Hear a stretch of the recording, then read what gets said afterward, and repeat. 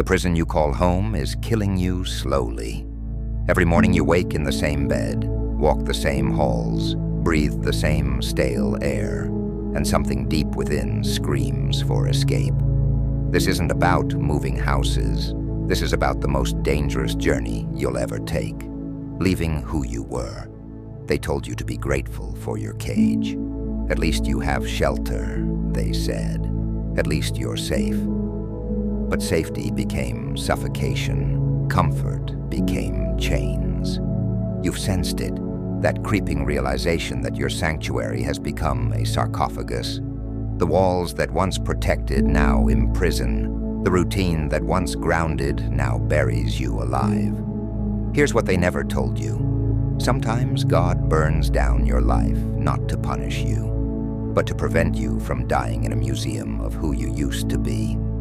The sacred exodus begins not when you find a new address, but when you realize you've been living at the wrong one all along. Tonight, you learn why staying could destroy you.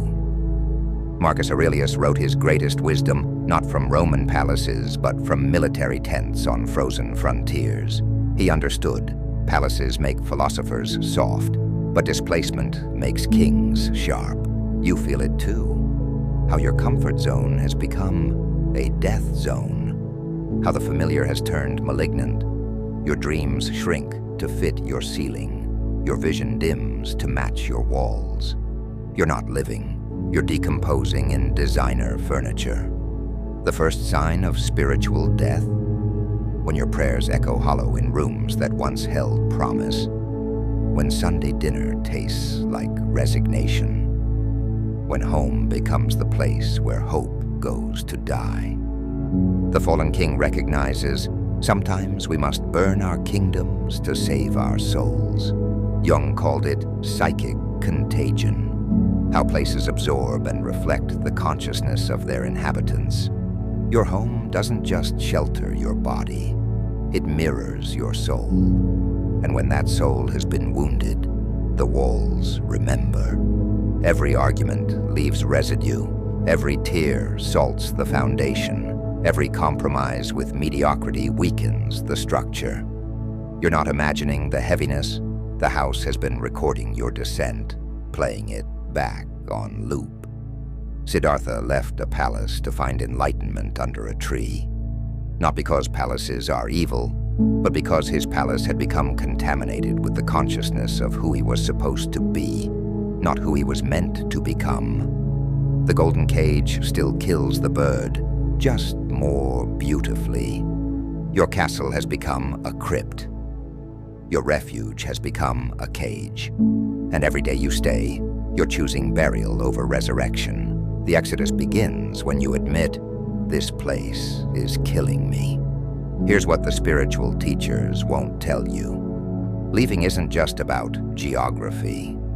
It's about severing energetic umbilical cords. Every familiar space holds you through invisible threads of memory, habit, and unconscious contract. Napoleon understood this. Exiled to Elba, he didn't weep for lost luxury. He recognized exile as alchemical transformation. The man who left wasn't the man who returned. The island was his cocoon. Europe was his resurrection. But the universe demands payment for transformation. You must leave something behind. Not just furniture, but fragments of identity.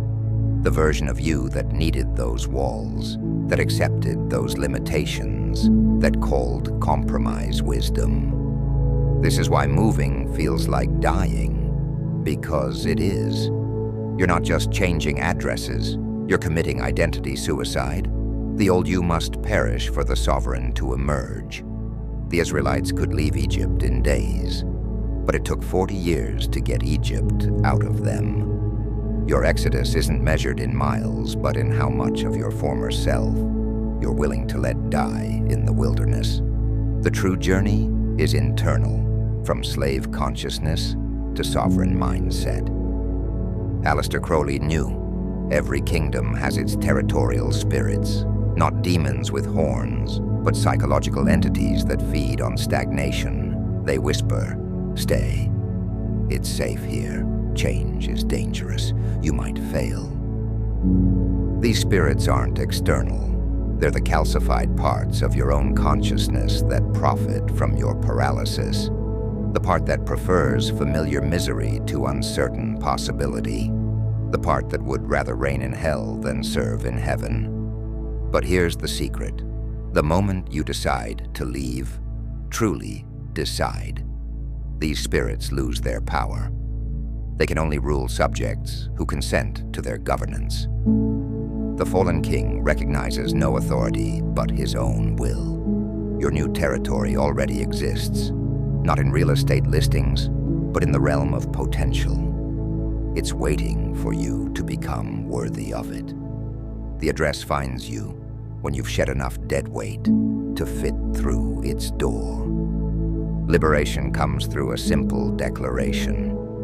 I no longer consent to this reality.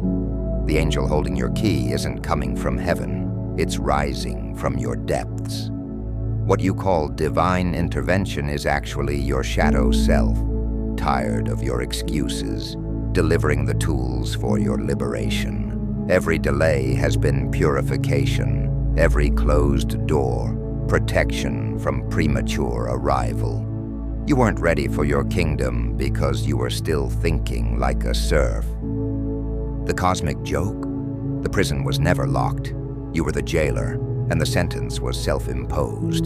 The walls you cursed were built from your own fears, mortared with your own limiting beliefs. The Exodus moment arrives not when circumstances change, but when you do. When staying becomes more terrifying than leaving. When the known devil loses to the unknown divine. Your throne awaits, but first, you must abdicate the kingdom of your comfort. The fallen king rises only after the false king falls. The house you'll inhabit next isn't made of brick and mortar. It's constructed from consciousness. The address isn't geographical, it's psychological. You're not moving to a new place, you're moving to a new plane of existence. This is why the move feels impossible. Your current self literally cannot make this journey. The you that arrives will be unrecognizable to the you that leaves. This isn't relocation, it's reincarnation while still breathing. Moses died within sight of the promised land because the man who could lead slaves out of Egypt wasn't the man who could lead free people into Canaan. Sometimes we must lay down our old identity at the border of our new life. The waiting you've endured hasn't been punishment, it's been pregnancy. You've been gestating a new self, one worthy of the territory you're about to claim. Every frustration has been a contraction, every delay, divine timing, ensuring you don't birth prematurely. The key is coming, but it won't fit the lock of who you were. It opens the door of who you're becoming. Now comes the choice that separates kings from subjects. Will you answer the call to Exodus, or will you redecorate your cell? The comfortable will mock your restlessness. The fearful will prophesy your failure. The small will remind you of every practical reason to stay. But practicality is the executioner of destiny. Somewhere your true home is waiting. Not just a house, but a headquarters for your becoming. A sanctuary where your sovereignty can flourish. A temple where your truth can echo without apology. The fallen king doesn't wait for permission to claim his kingdom. He recognizes that the exile was self-imposed and the return is self-authorized. Your crown awaits. But first, you must have the courage to leave the court of compromise. The question burns. What will you choose? The death of staying or the birth pains of becoming? The angel approaches, key glowing with possibility. Your name already marks the door of your deliverance. But angels don't unlock doors. They only deliver keys. The lock turns from the inside. The Exodus begins with a single step. The kingdom manifests when the king remembers who he is. Your throne awaits, fallen king.